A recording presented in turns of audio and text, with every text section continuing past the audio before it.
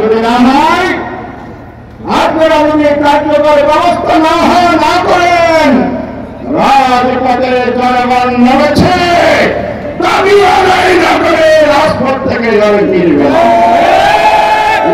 আসুন জাতীয় সনদের ভিত্তিতে নির্বাচন, ফেব্রুয়ারিতে নির্বাচন, আর ত্রুটিপূর্ণ প্রচলিত নির্বাচন পরিহার করে এই পদ্ধতি সফল এবং সুন্দর পদ্ধতি হল পিআর পদ্ধতি। এই পিআর পদ্ধতির ভিত্তিতে নির্বাচন হবে, লেভেল গ্রাউন্ড হবে, প্রশাসনিক নিরাপত্তা নিশ্চিত থাকতে হবে।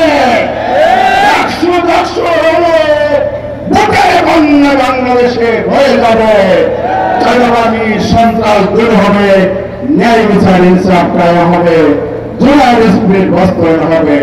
আসুন সেই লক্ষ্য করে এগিয়ে যায়। আল্লাহ হাফেজ। বাংলাদেশ জিন্দাবাদ। বাংলাদেশ জামাত ইসলামী।